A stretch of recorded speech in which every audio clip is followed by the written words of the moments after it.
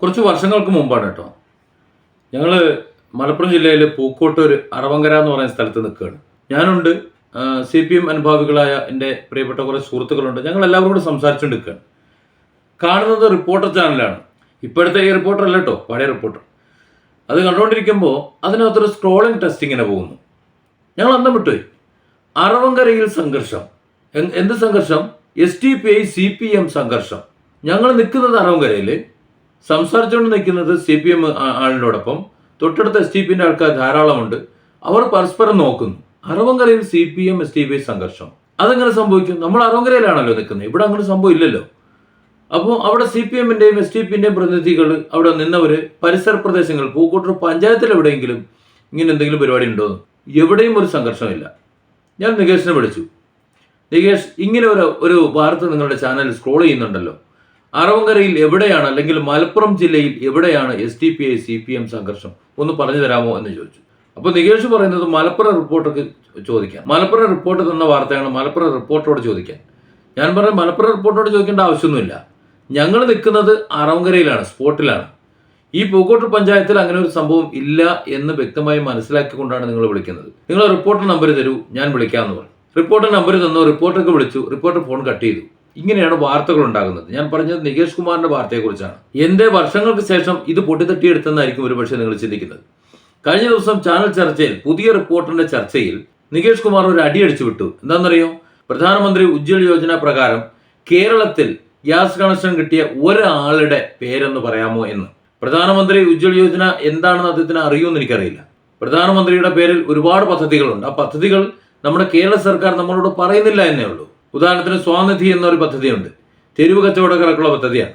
അവർക്ക് 10,000 രൂപ അവരുടെ സ്വന്തം ജാമ്യത്തിൽ കിട്ടും. പലിശയോ മറ്റു കാര്യങ്ങളൊന്നുമില്ല. അത് മര്യാദയ്ക്ക് അടയ്ക്കുകയാണെന്നുണ്ടെങ്കിൽ വീണ്ടും തുക കൂട്ടി കിട്ടും. അങ്ങനെ ഓരോ തവണയും കൃത്യമായി അടച്ചു കഴിഞ്ഞാൽ കൂടുതൽ തുക അവർക്ക് എടുക്കാം.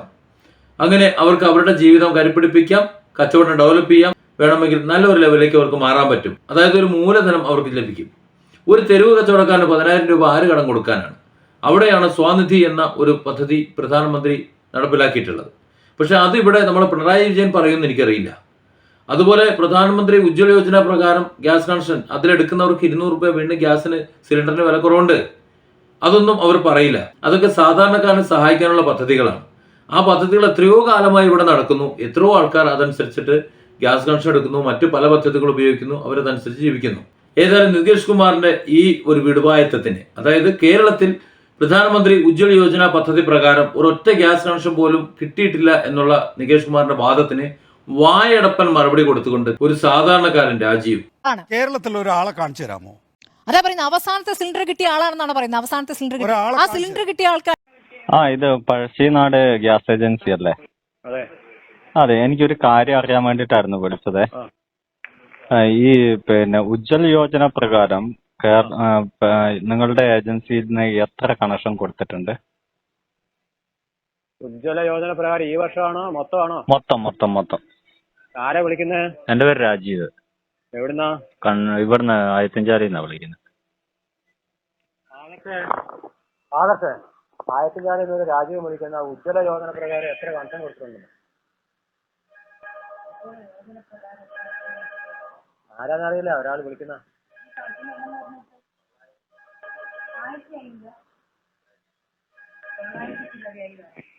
ഹലോ.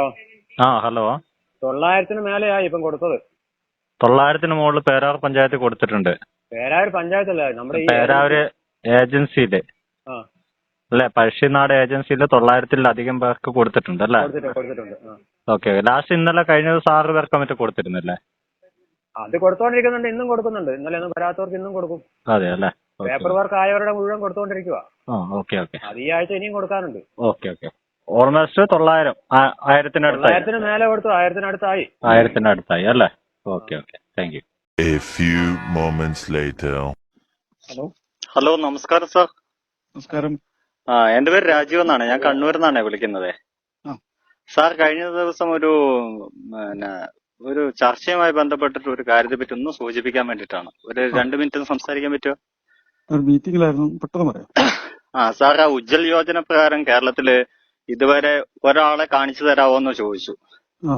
പബ്ലിക് ആവുന്നുള്ള ജനങ്ങളും കേൾക്കുന്ന ഒരു കാര്യമായതുകൊണ്ട് അതിനൊരു മറുപടി പറയാന്ന് കരുതിയിട്ടാണ്.